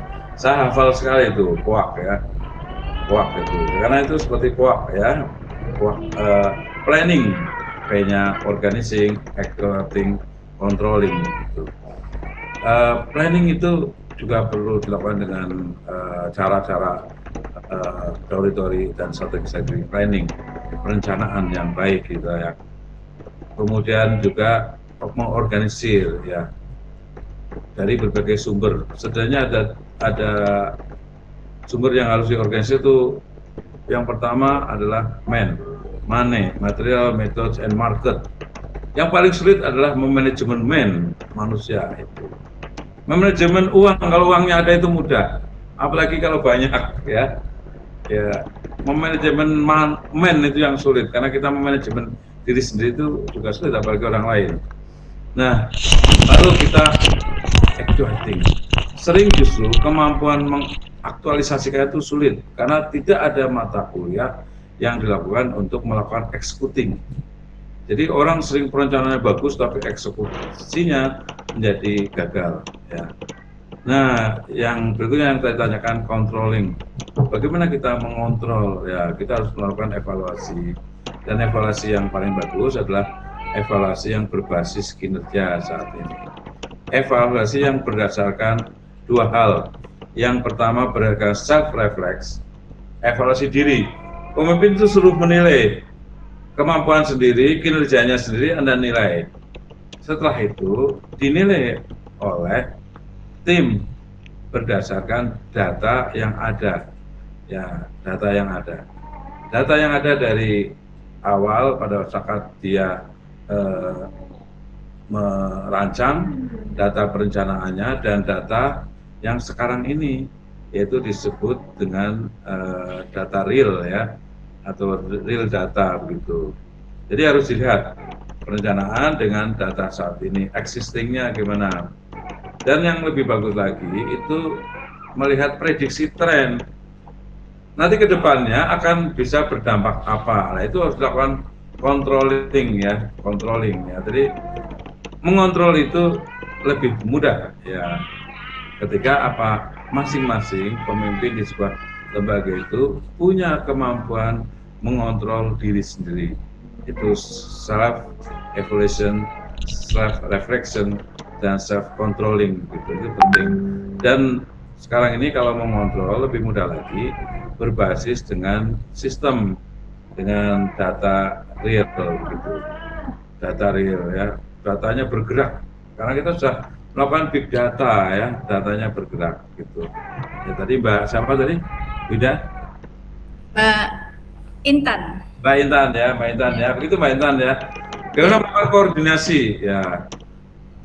Koordinasi itu tentu harus dilakukan dengan jadwal koordinasi. Ya, apalagi sekarang koordinasi dengan pandemi ya, kita dengan Zoom meeting, kita ketemu begitu ya. Dan ada hal yang lebih menarik itu di dalam koordinasi. Kita koordinasi sebelum koordinasi. Sering orang rapat itu apa yang dibahas itu adalah pada rapat itu. Rapat itu sebelum kita rapat itu kita bahas dulu dengan cara teleponi satu-satu gitu ya.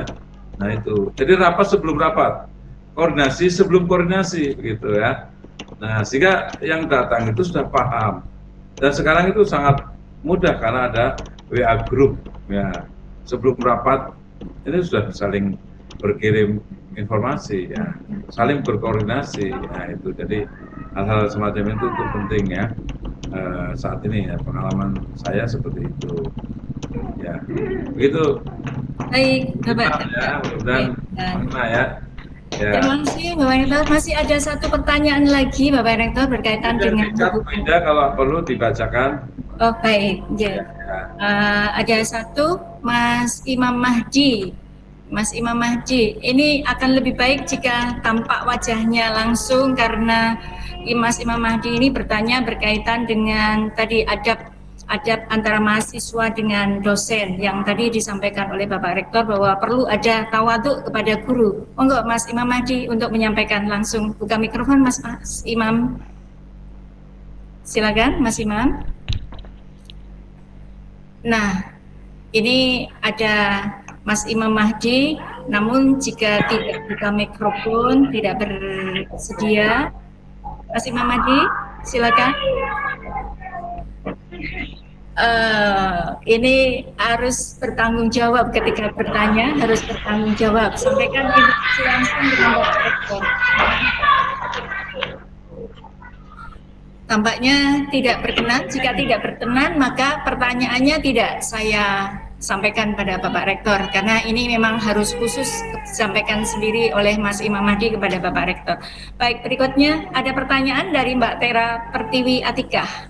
Silakan Mbak Tera untuk buka mikrofon, Mbak Tera.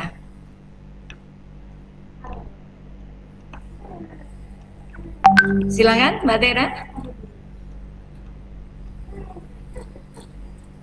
Baik, jika tidak, Bapak Rektor, banyak sekali ini para mahasiswa S2, S3 yang ingin mendapatkan buku kepemimpinan bertumbuh yang sudah ditulis sebagai buah karya besar dari Bapak Rektor. Bagaimana untuk mendapatkan buku kepemimpinan bertumbuh itu, nanti mahasiswa bisa berkoordinasi atau menghubungi Pasca Sarjana.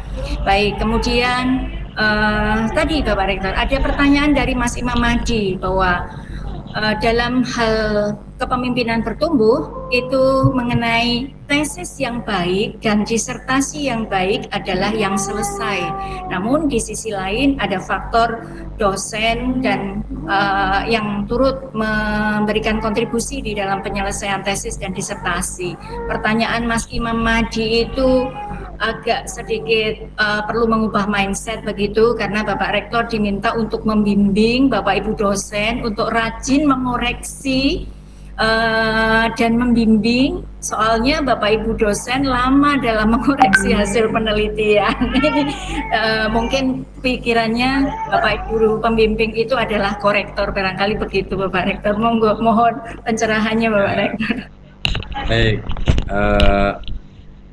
sesungguhnya karya tesis, karya disertasi adalah karya pribadi ya, dan dosen itu mengantar, memfasilitasi, membimbing begitu. Karena itu memang perlu kepemimpinan, untuk perlu memiliki kesadaran akan tugas masing-masing, perlu memiliki komitmen, mahasiswa komitmennya untuk belajar dan dia menyelesaikan tugasnya, dosen komitmennya untuk membimbing dan membantu mahasiswanya untuk selesai, kemudian saling berkomunikasi dengan baik.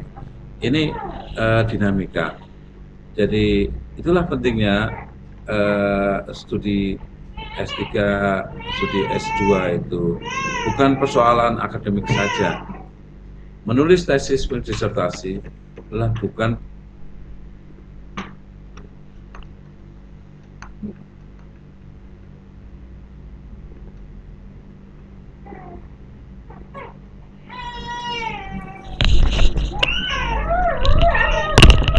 bagaimana cara mendialogkan perbedaan antara mahasiswa dengan dosen, dosen pembimbing 1 dengan pembimbing 2, begitu itu dialog. Tetapi itu jangan kemudian mengganjal mahasiswa karena idealisme tentang tulisannya, kemudian menghambat dosen karena idealisme dosen sendiri. Di situ ada kesadaran bahwa ada perbedaan. Tetapi perbedaannya kemudian diturunkan di dalam sebuah simplifikasi.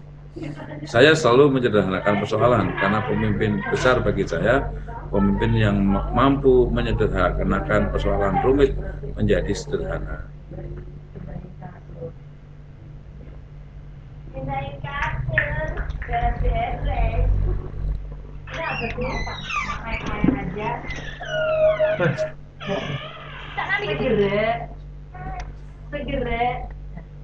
Bungkus itu ya. Alif mau pindahin dulu bentar.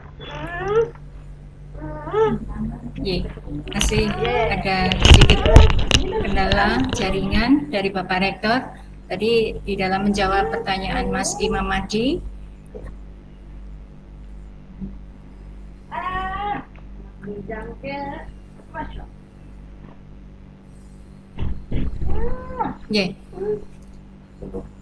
Sini Bobo sini. Mama. Mas Meldi, kita tunggu dulu. AC-nya habis Jumatan. Pak Rektor untuk bisa kembali lagi. Dua bawah atas. Saudara-saudara, Bapak Ibu semuanya, sebentar lagi kita Kan belum sampai dibersihin, baru diganti tugas kompresor yang diberikan doang. oleh narasumber. Dia kan kemarin nggak bawa alatnya. Sama Mas Robi lagi. Mute, Bapak. Masih mute. Maaf, Bu Ida, ini ternyata karena ada perbaikan, ada renovasi gedung, jadi mungkin ada kendala ya.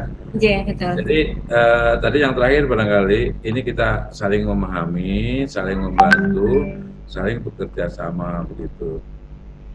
Saya bersyukur ya, dulu saya waktu mahasiswa sangatlah sedih, bahkan kemudian saya berdoa kepada kiai bagaimana dosen saya agar luluh waktu di S1 ya, kemudian alhamdulillah dosen itu luluh dan sampai sekarang dosen itu justru masih ingat dengan saya, namanya Profesor Yusursiana ya.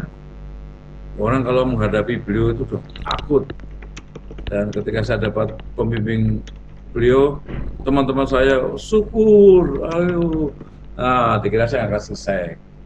Kemudian saya di S2, lebih lagi saya menghadapi pembimbing yang sangat killer. Saya penelitian di pesantren, pembimbing saya adalah Profesor Anton Mulyono. Dan waktu itu tesis saya sampai dibuang di meja. Kalau berdoa, mudah agar beliau bisa menjelaskan. Tapi saya di S1 tercepat, ya, dan kemudian di S2 saya juga tercepat.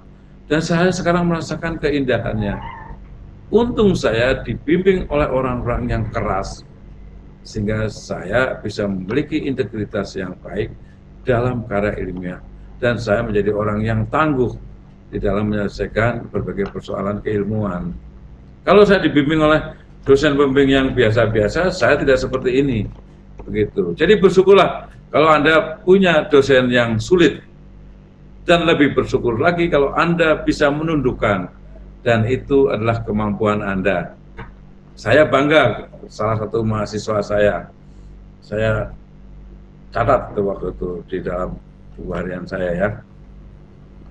Dia bimbingan itu tidak bimbingan langsung, Pak Fatur mau bimbingan, Pak Rektor mau bimbingan, saya dosen waktu itu, Pak Fatur mau bimbingan. Oh ya, ini skripsi saya, ini tesis saya. Enggak begitu. Dia datang langsung mengatakan, Pak Fatur, ada salam itu. Dari siapa? Dari Pak ini, Pak. Kemarin saya ketemu, Pak. Salam untuk Bapak. Oh ya, wah saya senang itu. Saya itu dia nyodorkan, ini Pak, saya bimbingan ini. Oh iya, sudah saja. Gitu. Karena bahagia begitu ya. Yeah. Nah, ini ada komunikasi. Kalau yang belajar pragmatik tahu. Yeah. Pragmatik tahu. Jadi itu Mas, jangan khawatir ya.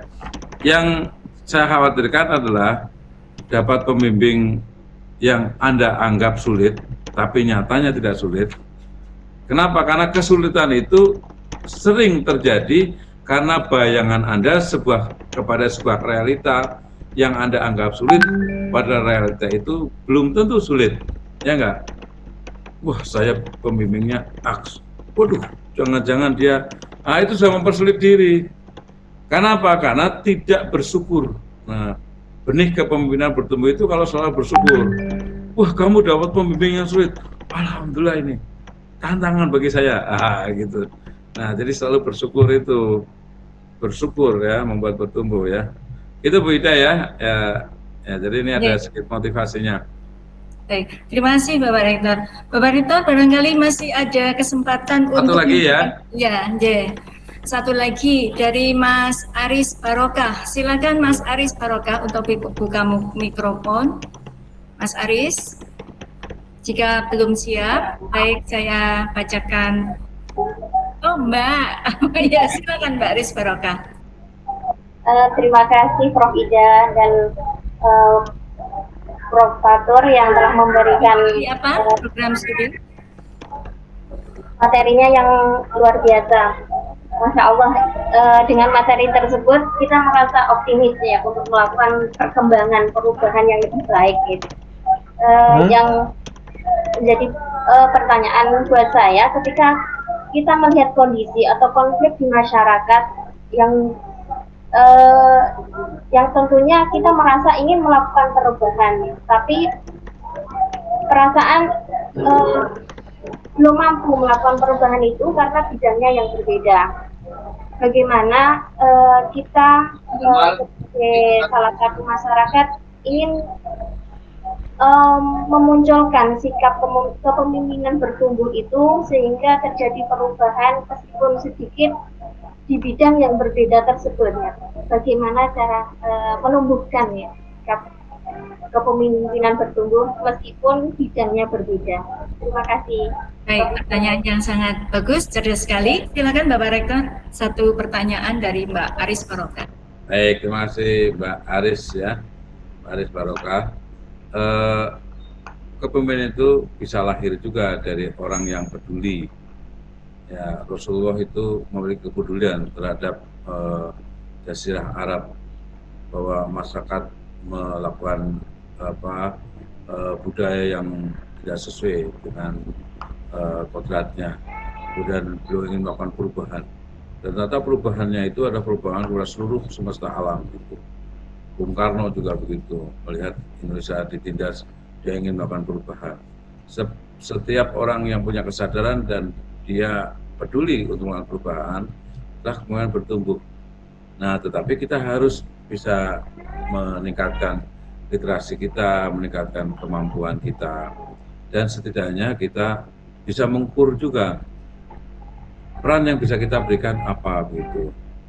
Kalau peran kita misalnya kita kuat dengan tangan kita, karena itu bidang kita, kemampuan kita, dan terdekat dengan kita. Kalaupun itu tidak mampu dengan tangan, dengan lisan, kita menyampaikan pada orang lain yang kita anggap paham tentang itu, agar kita punya saran begitu. Saran dilaksanakan, alhamdulillah. Tidak pun alhamdulillah. Jangan menuntut setiap saran itu harus dilaksanakan. Ya. Nah, kemudian kalau kita juga tidak punya orang yang dekat, itu juga bidang yang lain, kita berdoa. Ya, kita berdoa pada Allah, ya. Jadi setidaknya kita bisa melakukan yang mana. Ya, meskipun ada yang lebih rendah dari itu, hanya dengan hati kita tidak suka, nah itu juga bagus ya. Tetapi kalau kita punya kemampuan dan itu bidang kita, maka lakukanlah dengan tangan ya, Mbak Aris. Dan itu terus harus kita tumbuhkan ya, bahwa kita peduli ya, kita memiliki kepedulian untuk bisa melakukan perubahan. Berubah apa? Berubah lebih baik gitu, lebih baik ya. Begitu Mbak Aris ya, Mbak Aris atau Bu Aris ya. Terima kasih Prof. Ya, sama-sama.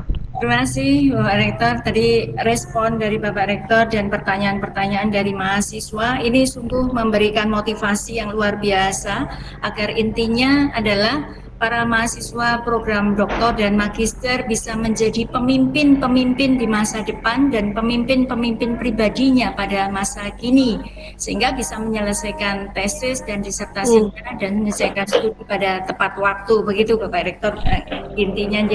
Kemudian Bapak Rektor berkenan untuk memberikan tugas kepada para mahasiswa dan magister dan doktor. Disilakan Bapak Rektor.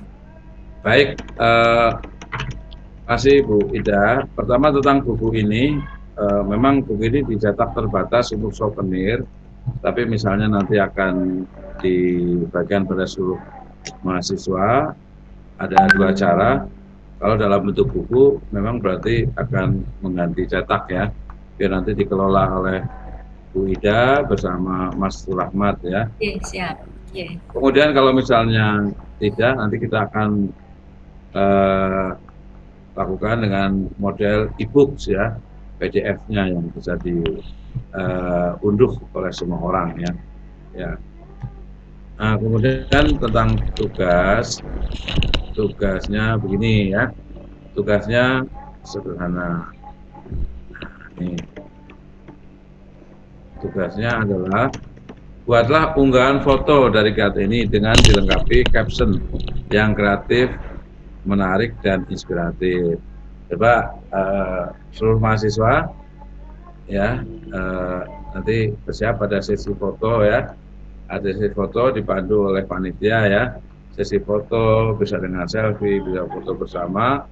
Kemudian Anda buat caption atau kalimat atau paragraf ungkapan yang menarik, yang inspiratif. Yang kreatif, menarik, dan inspiratif. Ini tugas pertama. Buatlah unggahan, ya. Yang kedua, buatlah unggahan video inspiratif yang di bagian akhir video tersebut, saudara mengatakan saya pemimpin, saya bertumbuh. Ya. Anda silahkan buat tadi captionnya, ya, kalimatnya Anda sampaikan dengan sebuah video. Boleh Anda rekam sendiri, boleh rekam orang lain, kemudian diakhiri oleh saya pemimpin, saya bertumbuh. Ya. Kemudian unggahan tersebut wajib diberi tagar, yakni UNES, pasca sarjana UNES, dan kepemimpinan bertumbuh. Unggahan itu diunggah di dalam IG, Instagram. Ya. Jadi Anda dapat tugas dua. Pertama, foto yang Anda unggah dengan caption yang kreatif, yang menarik dan inspiratif, diberi tagar UNES, pasca sarjana UNES, dan kepemimpinan bertumbuh. Ya. Kemudian yang satu lagi, Anda buat unggahan juga, unggahan Anda merekam sendiri, ya. Inspirasi Anda jelaskan kepada orang lain di dalam durasi waktu yang pendek, setengah 30 sampai 60 detik ya. Ya, 1 menit aja udah bagus ya. 30 detik juga bagus. Kemudian diakhiri ya dengan Anda mengatakan saya pemimpin, saya bertumbuh gitu. Ya. Saya pemimpin, saya bertumbuh. Nah, kemudian Anda unggah juga di Instagram ya. Nanti unggahan yang terbaik ya akan saya undang ya ke rektorat, akan saya beri buku ya dengan foto bersama rektor ya. Oke, dan akan diunggah di web UNES ya. Oke, itu beda ya. Terima kasih Bapak Rektor. Tampaknya ini masih banyak sekali pertanyaan-pertanyaan dari para mahasiswa, dan memang sengaja biar penasaran, teman-teman biar membaca, karena literasi ini penting. Jadi kita tidak hanya meminta penjelasan dari Bapak Rektor, tapi gali saja dari buku Kepemimpinan Bertumbuh yang sudah ditulis Bapak Rektor, sehingga teman-teman semuanya memberikan informasi yang lebih dan implementasi di dalam kepemimpinan pribadi maupun kepemimpinan yang akan datang. Tak lupa kami ucapkan terima kasih, beribu terima kasih kepada Bapak Rektor yang sudah memberikan bekal ilmu luar biasa. Kami bangga menjadi bagian dari UNES dan memiliki rektor yang luar biasa memberikan pendidikan. Bahkan karena beliau seorang linguis, maka beliau bagaimana komunikasi, membangun komunikasi di dalam jejaring, dan semuanya itu adalah inti dari kepemimpinan yang beliau lakukan saat ini. Terima kasih Bapak Rektor atas motivasinya, masukan-masukannya, bimbingannya. Semoga para mahasiswa menginspirasi semua yang disampaikan oleh Bapak Rektor. Terima kasih.